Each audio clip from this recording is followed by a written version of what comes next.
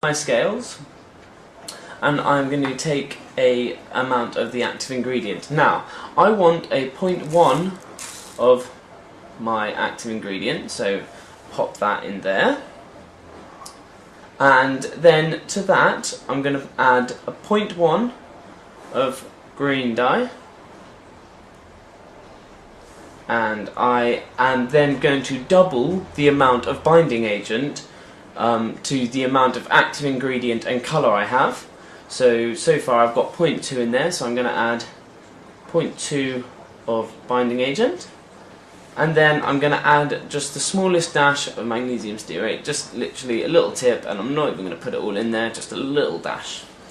Then I'm going to take that mix, I'm going to tap it down into the corner, really going to give it a good old mix. There's probably easier ways of doing this, but inside a bowl or something that you can get to, just so that you can really move it around, and you'll know that you've mixed it correctly, because you won't be able to see white anymore. You'll just be able to see a smooth colour depending on what colour Nastrol you've put in there. And on the website, which is londonfashionarts.co.uk, you'll be able to see that we also sell purple and orange and red and yellow and other various colours. And if you have an actual colour request as well that we don't stock on the website, feel free to use the contact us page to get in contact with us and let us know what you're thinking, and we'll see what we can knock up for you. So there we go. We have our active ingredient and our binders and our colours all mixed together there. So the next thing that I'm going to do is I'm going to prepare the handheld press. First, you take the centre section and you block off one end using the biggest of all of the dies, standard, and then you add your mix, which is easiest if you have a little piece of paper around. So just pop into the paper, use it as a funnel guide. Once you've familiarised yourself with the press, you might be able to do up to 60 tablets an hour, 60, maybe 100 an hour if you really get your tableting on, but to be honest, this is more for the recreational home user than the industrial productionist.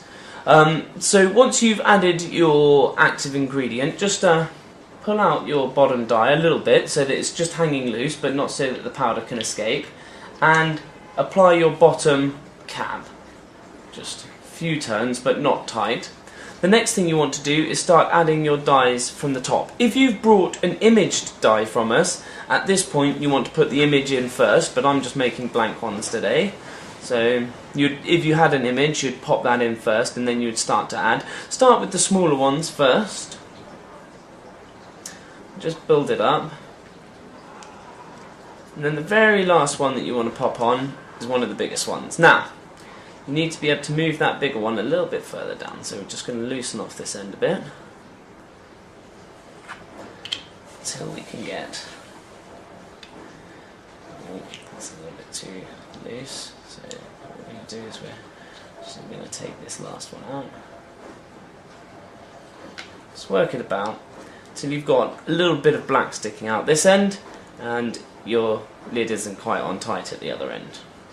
Next thing you need to do is apply your cap for the opposite end and attach both of your handles, which come with little magnetic inserts to help keep them in place, and then just slowly start tightening it up. Try to make sure that neither of the caps actually buffer with the middle section, otherwise I find it can become really problematic getting it undone. I mean, you've got to remember these are very tight threads, and you've just got to just keep tightening it, just as much pressure as you can apply. Obviously, the more pressure you apply, the more solid your tablet is going to be. I wouldn't recommend dumping them in your gym bag or your pocket and heading down to the gym and going for a run or going for a heavy dance, because you might find that the tablet breaks up. If it's kept inside a cigarette box, or if you put it inside a little pill holder, then that's probably the best way to keep it safe. I mean, it will stay together, but as I keep saying, this is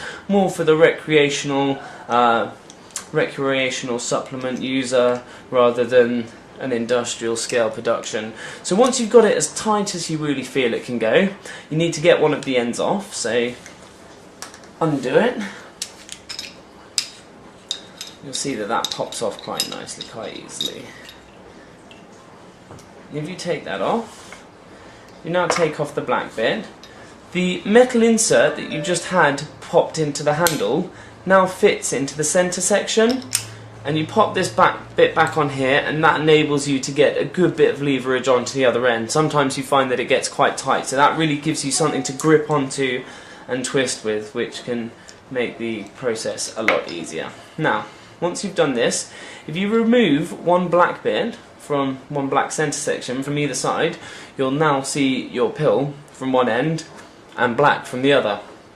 If you take the centre sections and pop them back in there, pop back on your lid and tighten it up, just loosely, just with your hand, it doesn't have to be anything extreme, you'll now see it start to push the tablet towards you. So the best thing to do is do that, then pop back in one of the smaller centre sections, pop back on the top, give it a little push, and here we go.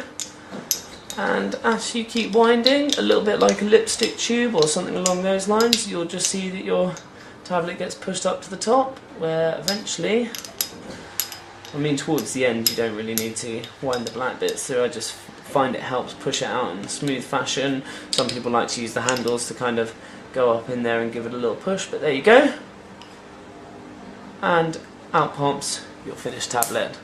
So yeah, there we go, and that's a demonstration on how to use the handheld tablet press available from londonfashionarts.co.uk. If you have purchased one of these from us and you have any questions or inquiries, please feel free to get hold of us. We like to look after our customers, and we hope you enjoy your press. Thank you very much once again for watching.